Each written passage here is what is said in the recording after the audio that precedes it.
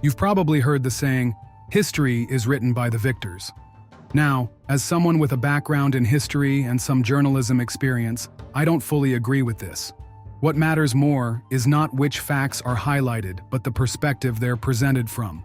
That said, this phrase does ring true when it comes to certain types of weapons.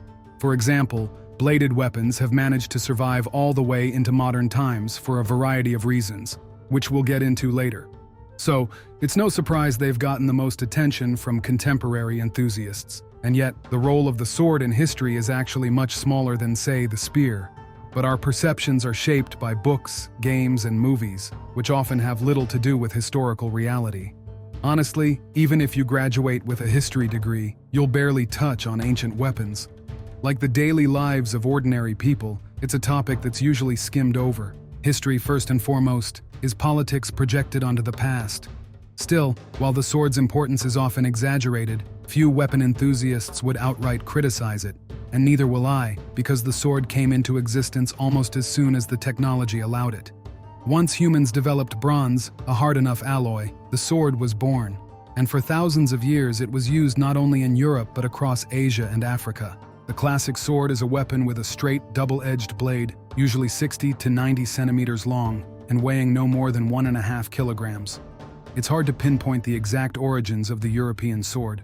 Some trace it back to Celtic weapons, others to the nomadic Scythians of the early Iron Age.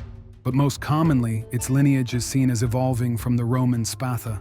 In the early medieval period, it transformed into the Merovingian sword, then the Carolingian sword, and later into Romanesque and Gothic swords in the High and Late Middle Ages.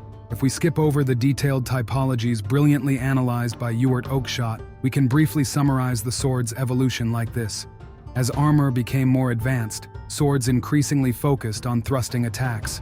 Hand protection evolved too, with guards becoming more complex by the early modern period. Some people see the sword as a symbol of the cross, but to be honest, spotting a cross in certain types of Carolingian swords takes some effort. Even with Romanesque swords, it's not always obvious. But today, I don't want to delve into the history or typology of swords. Instead, I'd like to focus on the main strengths of the classic one-handed sword. And in thinking about this, I've come to an interesting conclusion. Many of the sword's advantages are also its weaknesses. Perhaps that's why no perfect weapon was ever created. Take the sword's first and most significant advantage, versatility. You can slash, cut, stab, and even use the blade like a hammer against armored opponents. Like a spear, simply holding it out toward an oncoming enemy makes it dangerous. You can also use a sword to parry, though this became more practical in the later Middle Ages when steel quality improved. But for the most part, people relied on shields because even minor nicks and dents in a blade meant extra repair costs. With an overall length of about a meter, the sword was suitable for both foot combat and mounted fighting. It was even used in hunting, mainly to finish off wounded animals. You'll often read claims that mastering the sword required years of training, but that's not entirely true. To deliver effective slashes and thrusts, you don't need a lot of skill. It's much easier than, say, wielding a flail. That said, the entire blade is a strike zone, not just a small impact area like with other weapons. But to fully utilize a sword's potential, especially since it was often more important in duels than on the battlefield, you'd need a lot of practice, ideally under a skilled mentor. In some ways, it's like a computer. Becoming a basic user is easy, but mastering programming is much harder. The main downside of the sword's versatility is that specialized weapons are better at specific tasks.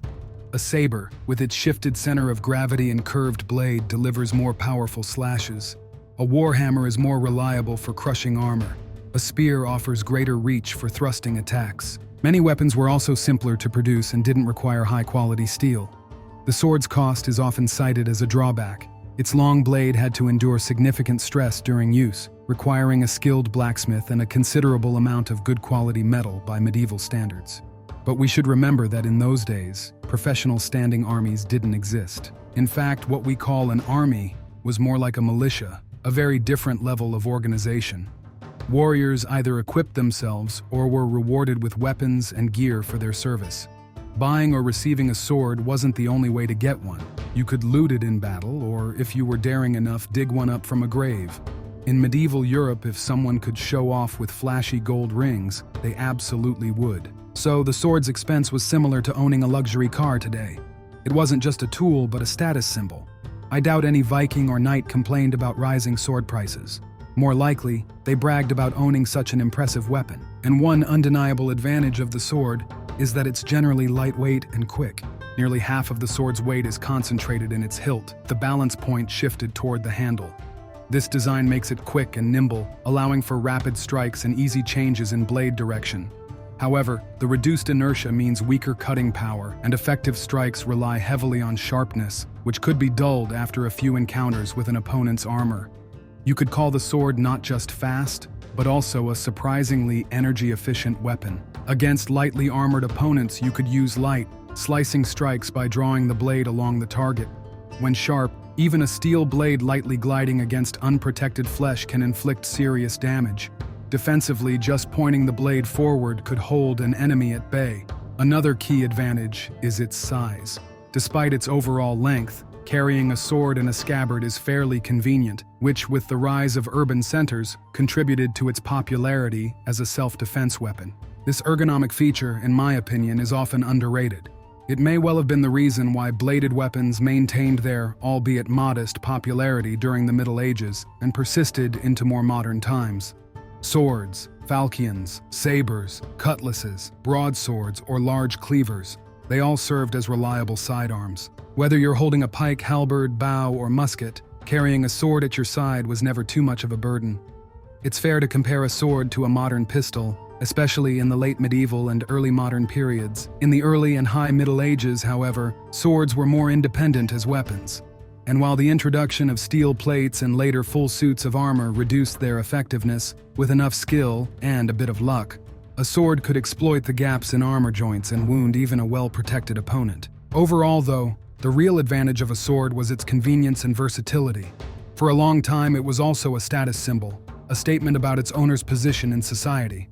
Among pagans, for instance, burial goods often served the same purpose, highlighting the deceased's role or occupation in life. That's why, for example, several thousand swords have been found in what is now modern Norway. However, this could lead to what's often called survivorship bias, something I've mentioned before. Most of these finds come from the graves of wealthy individuals. For every one of these elite warriors, there were likely hundreds of poorer members of society who were buried with little ceremony, or not buried at all. Swords rarely played a decisive role on the battlefield, but they held their own niche in one form or another for as long as melee weapons remained relevant.